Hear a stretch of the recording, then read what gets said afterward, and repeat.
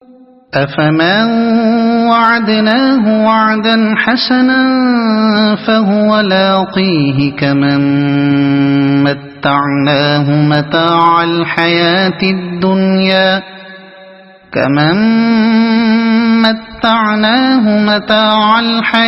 الدنيا ثم هو يوم القيامة من المحضرين۔ بھلا وہ شخص جس سے ہم نے اچھا وعدہ کیا ہو اور وہ اسے پانے والا ہو، کبھی اس شخص کی طرح ہو سکتا ہے جسے ہم نے صرف حیات دنیا کا سر و سامان دے دیا ہو اور پھر وہ قیامت کے روز سزا کے لیے پیش کیا جانے والا ہو؟ یہ ان کے عذر کا چوتھا جواب ہے۔ اس جواب کو سمجھنے کے لیے پہلے دو باتیں اچھی طرح ذہن نشین ہو جانی چاہیے۔ اول یہ کہ دنیا کی موجودہ زندگی، جس کی مقدار کسی کے لیے بھی چند سالوں سے زیادہ نہیں ہوتی، محض ایک سفر کا عارضی مرحلہ ہے۔ اصل زندگی جو ہمیشہ قائم رہنے والی ہے آگے آنی ہے۔ موجودہ عارضی زندگی میں انسان خواہ کتنا ہی سر و سامان جمع کر لے اور چند سال کیسے ہی عیش کے ساتھ بسر کر لے، بہرحال اسے ختم ہونا ہے، اور یہاں کا سب سر و سامان آدمی کو یوں ہی چھوڑ کر اٹھ جانا ہے۔ اس مختصر سے عرصہ حیات کا عیش اگر آدمی کو اس قیمت پر حاصل ہوتا ہو کہ آئندہ کی ابدی زندگی میں وہ دائماً خستہ حال اور مبتلا مصیبت رہے، تو کوئی صاحب عقل آدمی یہ خسارے کا سودا نہیں کر سکتا۔ اس کے مقابلے میں ایک عقلمند آدمی اس کو ترجیح دے گا کہ یہاں چند سال مصیبتیں بھگت لے، مگر یہاں سے وہ بھلائیاں کما کر لے جائے جو بعد کی دائمی زندگی میں اس کے لیے ہمیشگی کے عیش کی موجب بنے۔ دوسری بات یہ ہے کہ اللہ کا دین انسان سے یہ مطالبہ نہیں کرتا کہ وہ اس دنیا کی متاع حیات سے استفادہ نہ کرے اور اس کی زینت کو خامخواہ لات ہی مار دے۔ اس کا مطالبہ صرف یہ ہے کہ وہ دنیا پر آخرت کو ترجیح دے، کیونکہ دنیا فانی ہے اور آخرت باقی، اور دنیا کا عیش کمتر ہے اور آخرت کا عیش بہتر۔ اس لیے دنیا کی وہ متاع اور زینت تو آدمی کو ضرور حاصل کرنی چاہیے جو آخرت کی باقی رہنے والی زندگی میں اسے سرخرو کرے، یا کم از کم یہ کہ اسے وہاں کے ابدی خسارے میں مبتلا نہ کرے۔ لیکن جہاں معاملہ مقابلے کا آ پڑے، یعنی دنیا کی کامیابی اور آخرت کی کامیابی ایک دوسرے کی ضد ہو جائیں، وہاں دین حق کا مطالبہ انسان سے یہ ہے، اور یہی عقل سلیم کا مطالبہ بھی ہے، کہ آدمی دنیا کو آخرت پر قربان کر دے اور اس دنیا کی عارضی متاع و زینت کی خاطر وہ راہ ہرگز اختیار نہ کرے جس سے ہمیشہ کے لیے اس کی عاقبت خراب ہوتی ہو۔ ان دو باتوں کو نگاہ میں رکھ کر دیکھیے کہ اللہ تعالیٰ اوپر کے فقروں میں کفار مکہ سے کیا فرماتا ہے۔ وہ یہ نہیں فرماتا کہ تم اپنی تجارت لپیٹ دو، اپنے کاروبار ختم کر دو اور ہمارے پیغمبر کو مان کر فقیر ہو جاؤ، بلکہ وہ یہ فرماتا ہے کہ یہ دنیا کی دولت جس پر تم ریجھے ہوئے ہو بہت تھوڑی دولت ہے، اور بہت تھوڑے دنوں کے لیے تم اس کا فائدہ اس حیات دنیا میں اٹھا سکتے ہو۔ اس کے برعکس اللہ کے ہاں جو کچھ ہے وہ اس کی بنسبت کم و کیف، یعنی کوانٹیٹی اور کوالٹی میں بھی بہتر ہے، اور ہمیشہ باقی رہنے والا بھی ہے۔ اس لیے تم سخت حماقت کرو گے اگر اس عارضی زندگی کی محدود نعمتوں سے متمتع ہونے کی خاطر وہ روش اختیار کرو جس کا نتیجہ آخرت کے دائمی خسارے کی شکل میں تمہیں بھگتنا پڑے۔ تم خود مقابلہ کر کے دیکھ لو کہ کامیاب آیا وہ شخص ہے جو محنت و جافشانی کے ساتھ اپنے رب کی خدمت بجا لائے اور پھر ہمیشہ کے لیے اس کے انعام سے سرفراز ہو، یا وہ شخص جو گرفتار ہو کر مجرم کی حیثیت سے خدا کی عدالت میں پیش کیا جانے والا ہو اور گرفتاری سے پہلے محض چند روز حرام کی دولت سے مزے لوٹ لینے کا اس کو موقع مل جائے۔ وَيَوْمَ يُنَادِيهِمْ فَيَقُولُ أَيْنَ شُرَكَائِيَ الَّذِينَ كُنتُمْ تَزْعُمُونَ۔ اور بھول نہ جائیں یہ لوگ اس دن کو جبکہ وہ ان کو پکارے گا اور پوچھے گا، کہاں ہیں میرے وہ شریک جن کا تم گمان رکھتے تھے؟ یہ تقریر بھی اسی چوتھے جواب کے سلسلے میں ہے، اور اس کا تعلق اوپر کی آیت کے آخری فقرے سے ہے۔ اس میں یہ بتایا جا رہا ہے کہ محض اپنے دنیاوی مفاد کی خاطر شرک و بت پرستی اور انکار نبوت کی جس گمراہی پر یہ لوگ اصرار کر رہے ہیں، آخرت کی ابدی زندگی میں اس کا کیسا برا نتیجہ انہیں دیکھنا پڑے گا۔ اس سے یہ احساس دلانا مقصود ہے کہ فرض کرو دنیا میں تم پر کوئی آفت نہ بھی آئے اور یہاں کی مختصر سی زندگی میں تم حیات دنیا کی متاع و زینت سے خوب بہرہ اندوز بھی ہو لو، تب بھی اگر آخرت میں اس کا انجام یہی کچھ ہونا ہے تو خود سوچ لو کہ یہ نفع کا سودا ہے جو تم کر رہے ہو یا سراسر خسارے کا سودا۔ قال الذين حق عليهم القول ربنا هؤلاء الذين أغوينا أغويناهم كما غوينا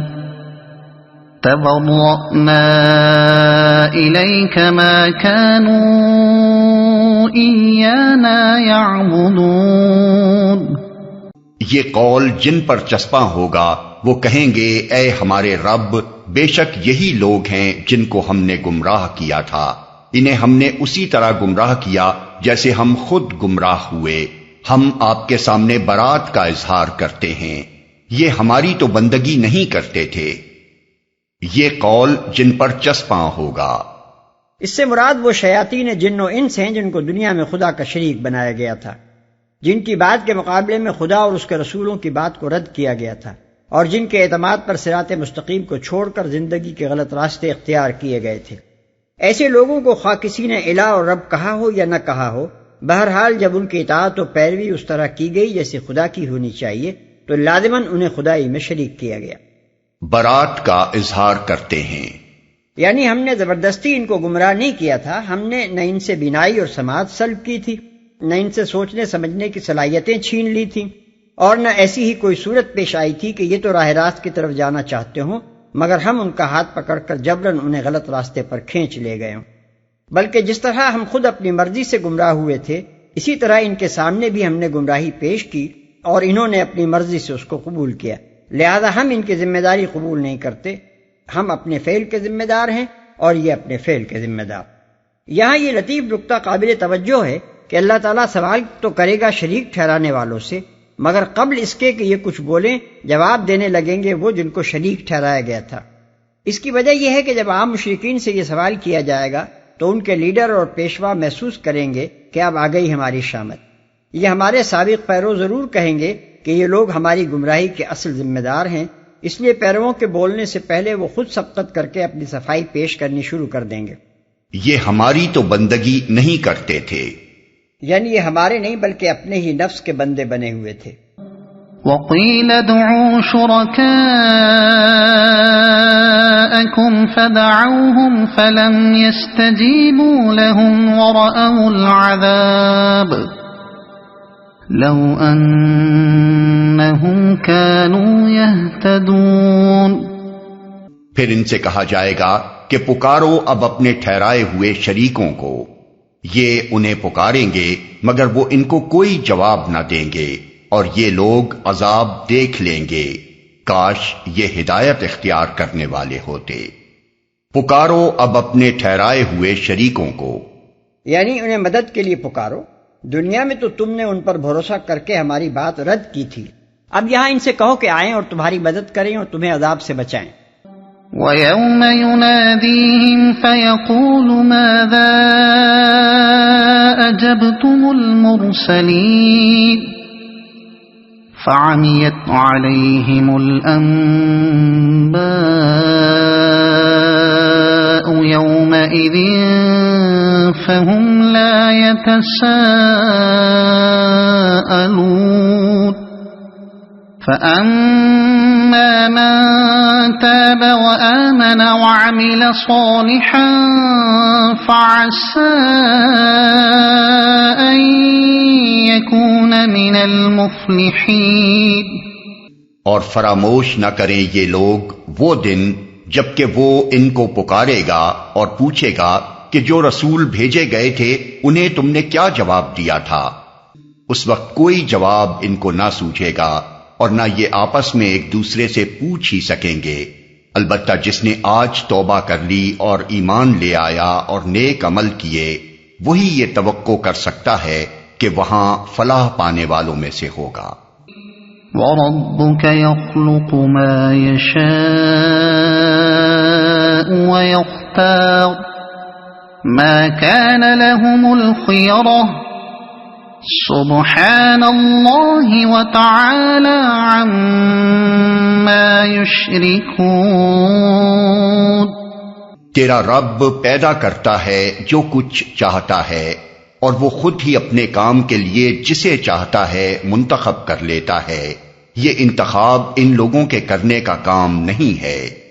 اللہ پاک ہے اور بہت بالا تر ہے اس شرک سے جو یہ لوگ کرتے ہیں. یہ انتخاب ان لوگوں کے کرنے کا کام نہیں ہے۔ یہ ارشاد دراصل شرک کی تردید میں ہے۔ مشرکین نے اللہ تعالیٰ کی مخلوقات میں سے جو بے شمار معبود اپنے لیے بنا لیے ہیں اور ان کو اپنی طرف سے جو اوصاف، مراتب اور مناصب سونپ رکھے ہیں، اس پر اعتراض کرتے ہوئے اللہ تعالیٰ فرماتا ہے کہ اپنے پیدا کیے ہوئے انسانوں، فرشتوں، جنوں اور دوسرے بندوں میں سے ہم خود جس کو جیسے چاہتے ہیں اوصاف، صلاحیتیں اور طاقتیں بخشتے ہیں اور جو کام جس سے لینا چاہتے ہیں لیتے ہیں۔ یہ اختیارات آخر ان مشرکین کو کیسے اور کہاں سے مل گئے کہ میرے بندوں میں سے جس کو چاہیں مشکل کشا، جسے چاہیں گنج بخش اور جسے چاہیں فریادرس قرار دے لیں، جسے چاہیں بارش برسانے کا مختار، جسے چاہیں روزگار یا اولاد بخشنے والا، جسے چاہیں بیماری اور صحت کا مالک بنا دے،